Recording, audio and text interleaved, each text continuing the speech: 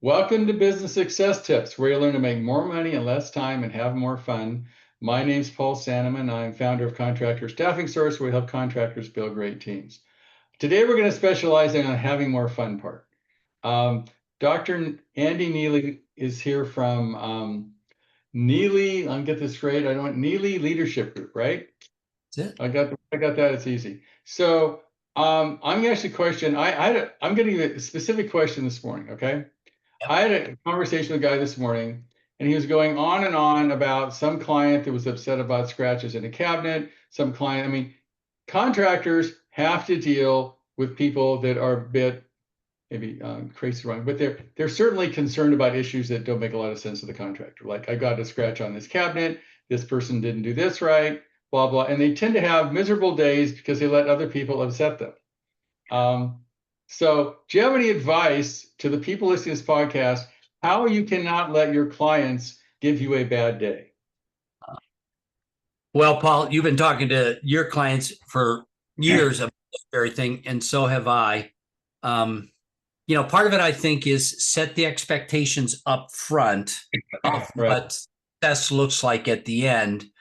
But then, Paul, if you and I are going to be real honest, when we're dealing with the leaders of organizations, part of what they have to recognize is all of the easy conversations took place with the frontline people. The hard conversations are the ones that percolate up to the managers and supervisors and owners of the small businesses. In some respects, the only kind of conversations you need to have typically are the hard ones. All the easy ones can be taken care of by somebody else. Right. So let's talk about having the hard conversation. So let's talk about it can be a number one issue I've actually had come up with in many years of coaching is them not getting paid. I mean, comes the last payment and the client goes, nah, see me in court. I don't feel like paying this. In Yeah. some form of that. They might be say, well, there's a scratch on the countertop. Your dog stepped on my grass. Pick one, right? Doesn't matter. And I'm not going to pay you. It's your problem, not mine. Or that's a big issue. Also, they have problems with the job wasn't done right. There's always issues, right? So how does the guy who owns the company or woman who owns the company deal with these issues that you say percolate to the top? And they're clearly, the client is being unreasonable, for lack of a better term. How do they deal with those? That's part of leadership, in my opinion. A couple of things come to mind. You've dived right in to ask some of the more challenging questions, right? The first thing I would say is, man, don't die on the small hills. If you've got a $1 million business and you're doing a good job, your client success rate is very high, and you've got somebody arguing with you over a $7,500 final payment on a $40,000 job or a $400,000 job, you have to decide, I'm not going to die on small hills. It is not worth sleepless nights. It's not worth small claims court and all of the process involved. If this person is going to treat me this way, I just have to remember this person has treated other people this way as well. It's their problem. It's not my problem. So don't die on any small hills. And then again, I would say go in with the outcome in mind and make sure you've got adequate deposits and you've got adequate contractual things put in place that everybody understands. This is what success looks like. And when the remodel or the construction project, the craftsman work is done, this is what the expectation was. But once again, I would say, Paul, particularly in the last 4 or 5 years, I think we all kind of live in a world full of Karens and Kevins, and everybody has a sense of indignation. And if you're going to be in charge, part of your job is realizing you're mainly going to have people that are angry reaching out to you. And they just deal with it. I mean, I know from this, in a lot of circumstances like this, you're not going to fix it. I mean, and you're right. I like the don't die on small hills, because is it worth the emotional agitation? And I try to tell this guy, I said, look at, if you're having a bad day, it's up to you, not up to the other person. Right? It's nothing to do with, and sometimes I give perspective. I say, well, he was mad because some client didn't, whatever, had some scratches. I said, well, another one of my clients, his friend just died in a motorcycle crash 3 days ago. Let's get this in perspective, right? I mean, come on. It's a scratch in the cabinet, right? Exactly right. Exactly right. Well, and, I think making sure our owners understand information is different than communication. And part of your job as an owner is not just getting all the I's dotted and all the T's crossed, but creating the empathetic experience so that the buyer feels like they've been heard, they've been cared for, there's been quality in the communication, not just in the end product. And once again, I come back to that. That's a leadership and a culture mandate. That's really the difference between information and communication is, be human first. Do they know there's a real person at the end of the phone that they're reaching out to? Right. Well, I know those leadership skills are vital. So, how do you take a person who's a tradesperson, carpenter, whatever, and for some reason they end up owning a business? It could be they weren't making enough money. They didn't want to, for some reason, they got in business. In my experience, I've been doing this for 50 years, is most contractors get into business organically. It isn't they graduate from, business school and decide, I'm going to start a construction business. It's happening more with private equity. It's actually happening, but and for most part, they're guys or ladies that for whatever reason ended up having a business organically. Now they're in Right. the business and they're going, okay, their skill set is around framing or around plumbing or whatever. It is not around leadership. So, Yeah. how does one make that transformation from a craftsman to a leader and also recognize that they don't have the skills? Some people don't even know what they don't know. Yeah. Yeah. I mean, you and I talked about this the other day, this transition from craftsman to entrepreneur. And it is a challenge, right? Because it's a different skill set.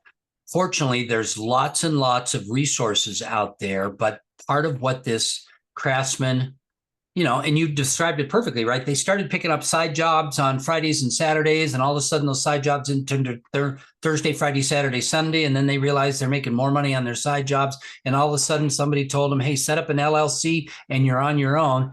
Well, now you need to learn about sales and marketing. You need to learn about letters of agreement. You need to learn about profit and loss and balance sheets and cash flows. These are a different set of skills. Fortunately, in most big urban communities, there's a small business resource that's tied to the Chamber of Commerce or city government. You can go there, you can do online courses, you can reach out to guys like you and some to me, although my focus is less on how to run a business and more how to run a team. But I think the first thing they have to recognize is my first job is no longer making sure the plumbing doesn't leak. My first job is making sure that at the end of the month, the P&L lines up. Sales, marketing, and business savvy becomes their most important job. Truth of the matter is, some of your craftsmen, they don't want to do that. They really love making that kitchen look beautiful or getting that framing job done within tolerances. And if they're going to grow business, they've got to hire outside experts to help them grow the business side of things. Yeah, that brings a good point, Andy. What about leadership? I mean, to me, the most important skill any entrepreneur has, or contractor, you name it, is the ability to build a team. Yeah. Yeah. So, how do you acquire that ability? How do you learn how to build a team? I always use Elon Musk as an example. He's a really smart guy, but his secret sauce, he knows how to build teams. He Yeah. couldn't do anything he's done without teams, right? So even though he's a real smart guy, he'd be in MIT writing papers versus the richest guy on the planet if he didn't know how to build teams. Yeah. So, what is that skill? How do you do it? How do you recognize it? And how do you actually get good at it? Yeah.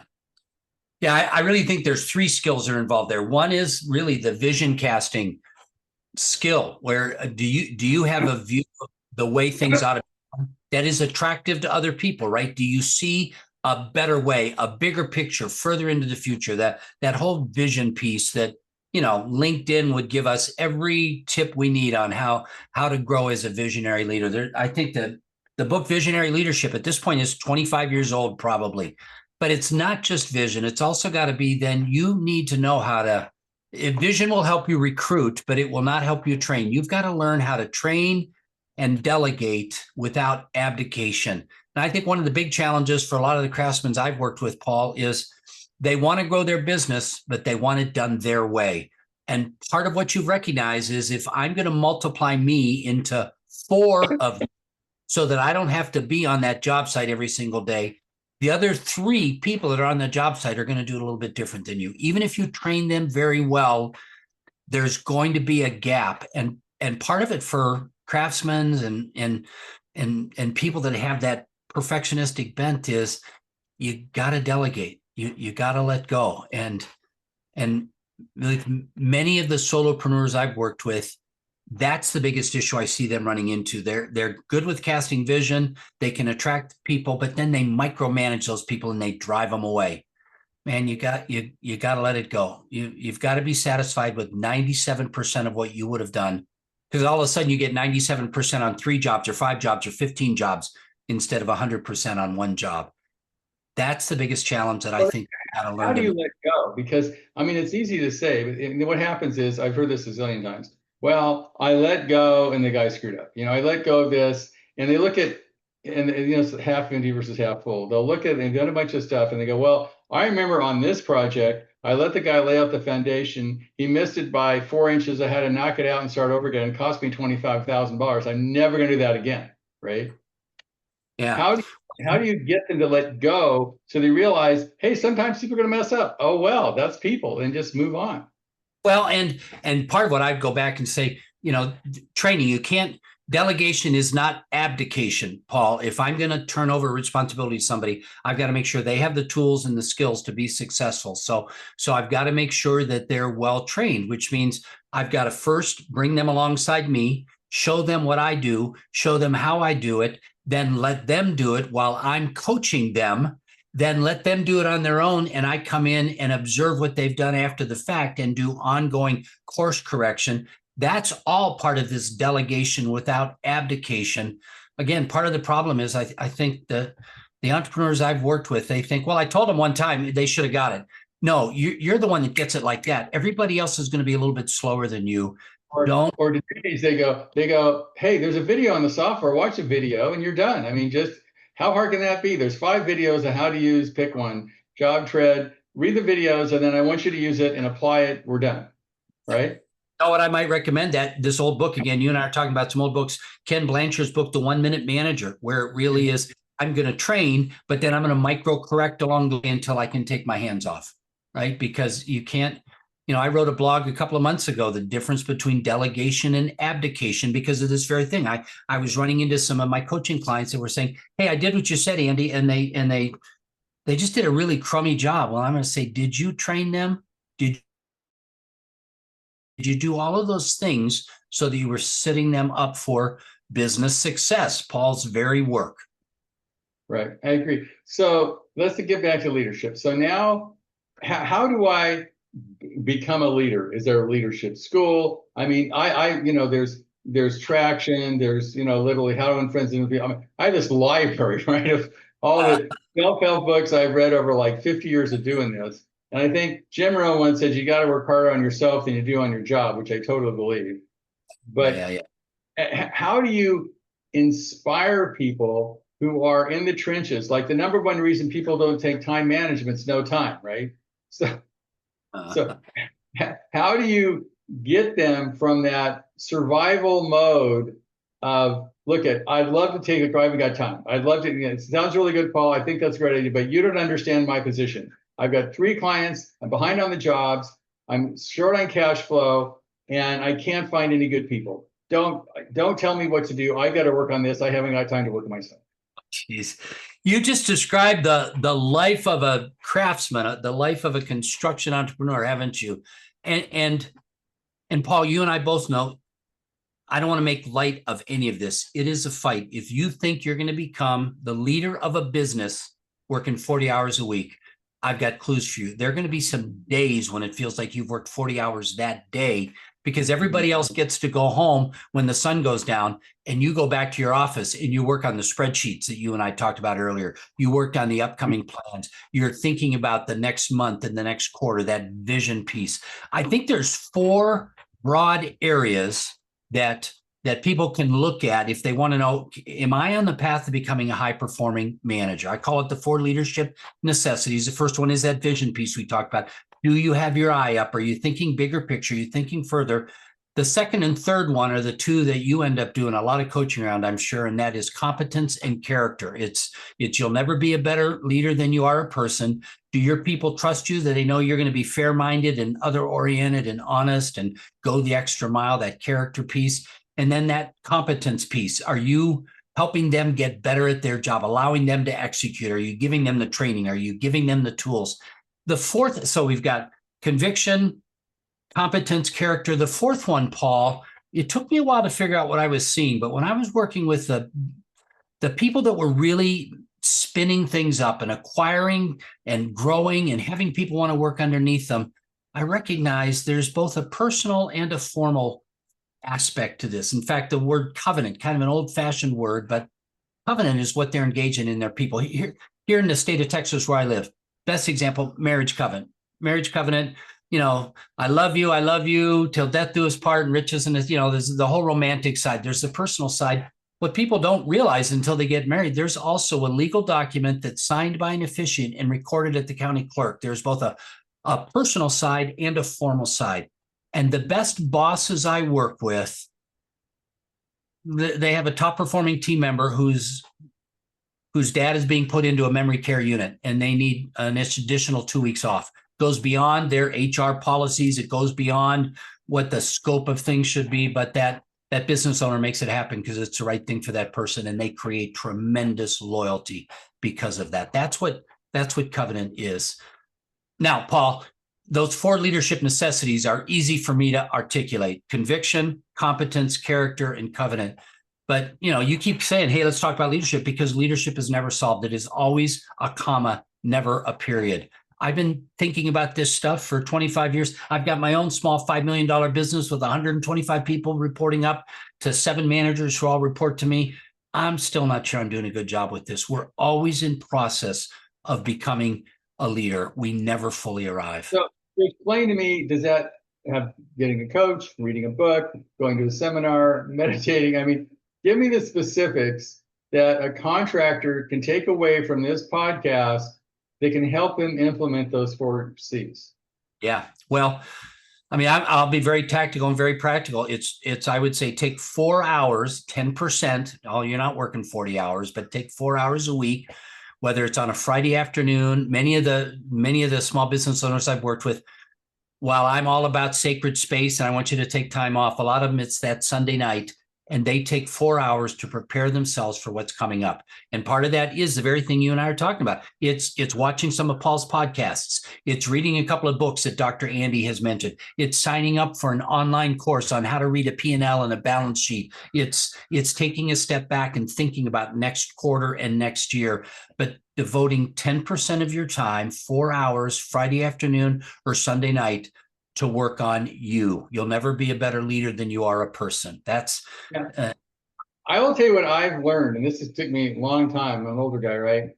I spend 3 hours every day doing it, and people go, "That I have all the kind of stuff worked really well. I have a high net worth, blah blah blah." And I learned that literally, if I spend those 3 hours a day, and it could be meditation, exercise, reading good, but you name it, it pays off in spades. Like the dividends are awesome. But people go, "I can't believe you spend 3 hours a day just doing you." And I can't. It works for me. And that's what builds 6 figures and 7-figure and 8-figure businesses. I call it the leader's hour. And it may not be exactly an hour, but it's that time you're talking about. For me, it's first thing in the morning before the day gets rolling. And I do that: spiritual disciplines, organizational disciplines. And I will tell you, the days that I do that, the day goes better. The days that, oh, you know what, I let that slip. I went right to the job site, or I immediately started dealing with my emails. Those are the days where at the end of the day, I feel like I've been playing whack-a-mole all day long instead of actually pushing the business forward. Well, one that I found interesting, you probably find coaching too, everybody that has ever succeeded in what you want to succeed, it could be business, it could be spirituality, it could be marriage, you pick one, have written books on it. Now they've done videos on it. You only go to AI and they'll tell you about it. I mean, it's getting easier and easier to get information. But, as somebody once said, you got to ask, right? Yeah. Well, and the truth of the matter is, there's great wisdom in a lot of those books. that wisdom also has to be learned. I can read Ken Blanchard's book on the 1 Minute Manager, but until I start practicing and realize, oh, I messed that up. I did it right this way. I worked with that person. You know, if you look behind my shoulder, you'll see one of our many dogs. We've rescued a bunch of dogs over the years. My wife and I have been dog rescuers since 4 years into our marriage. I've written several books.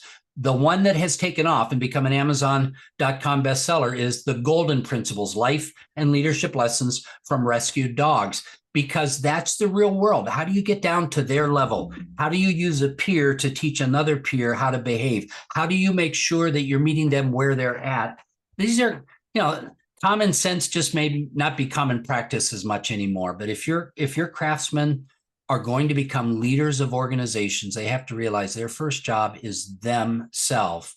It's not making that framing job be perfectly square anymore. And what's it's interesting now, it's easier than ever. I use maybe the health example. It is easier now to find out what you should eat, what you should exercise. Literally, you can have AI be your health coach. I mean, it's pretty much free, right? All the information is on your phone. Everything you need is there to be healthy mentally, physically, and spiritually. And yet, this country's average age is going down, right? Yeah. Why? I mean, these smart devices. So I'm like you. I just discovered about 3 months ago. I have just a new enough phone. It's about a 4-year-old phone, and I pay for Chat GPT 4.0. I can actually talk to Chat GPT, and she will talk back to me and do the very thing you're talking about.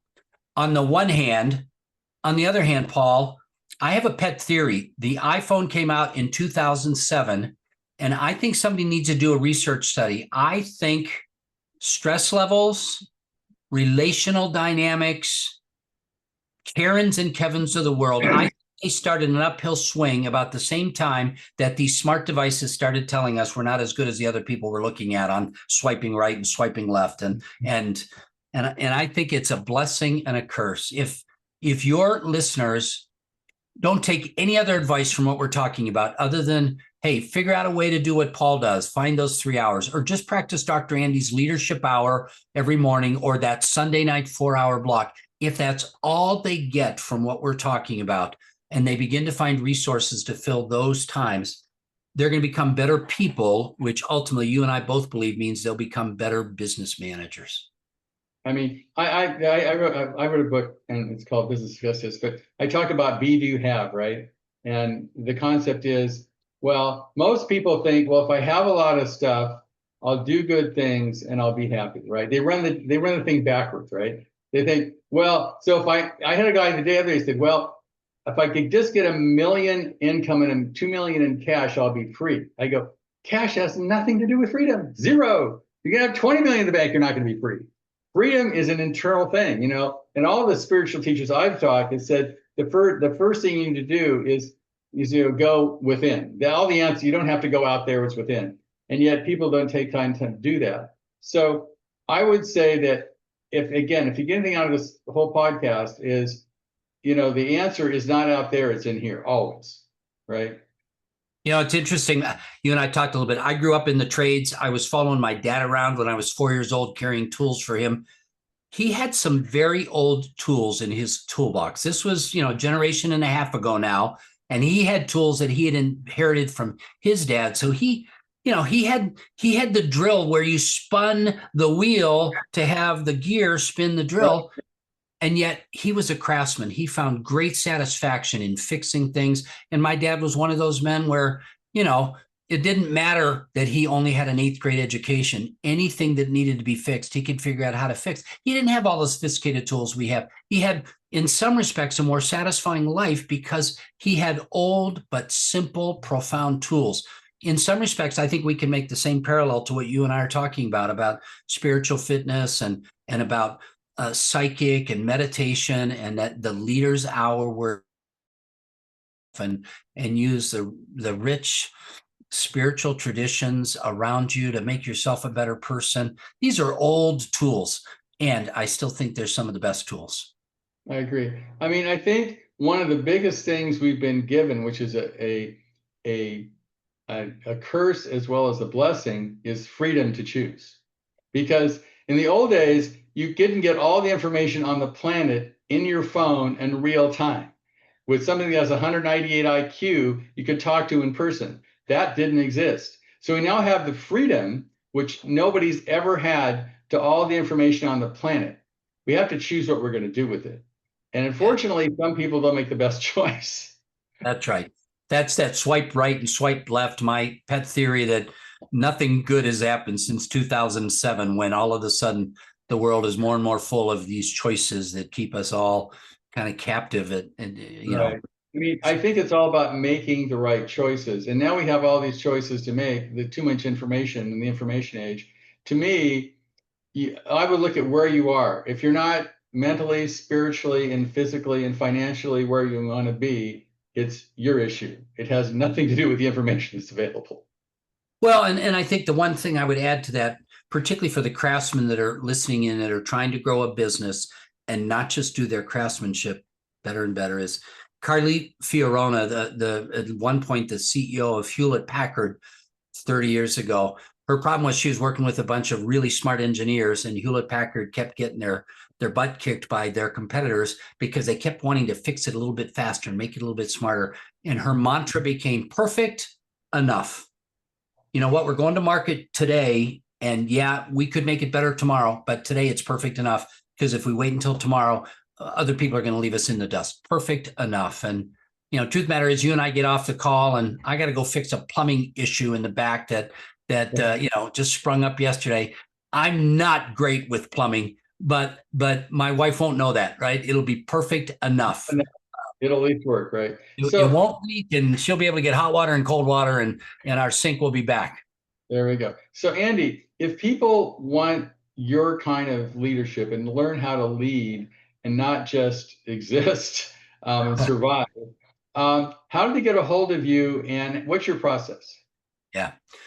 So, Neillie Leadership Group, we primarily do leadership development workshops, some coaching like you, but it primarily is workshops. I'll go into a small construction firm and work with their 7 managers on these 4 leadership necessities we talked about. And typically it's through a series of workshops and case studies and then individual coaching that comes out of that. I work alongside companies typically for a year or 2 or 3 years, helping them begin this transition. I also have a couple of resources that are available to them. If somebody just wanted to go to my website, Neillie Leadership, there's a link on the top where they can grab 15 minutes with me. I'd be glad to have a phone conversation with them. The other thing, Paul, going back to one of the first things you and I talked about in terms of the importance of communication, I've got a little ebook called The 3 Imperative Leadership Conversations that anybody can download. If they simply go to leadershipmaterials.com, it's an 8-page ebook with some content and some worksheets on how to hold a hard conversation, how to hold a coaching conversation, how to hold a 3-fold affirmation conversation, an 8-page ebook, leadershipmaterials.com. That sounds great. Well, if you're not, life isn't where you want it to be, I would suggest you give Dr. Andy a call, because there's some really good information there. And again, it's your choice. You can continue doing what you're doing and getting what you're getting, or you can make a decision to do things differently. It's up to you guys and ladies. Have at it. All Thanks right. for being here, Doctor. I appreciate it. You bet, Paul. Pleasure talking with you.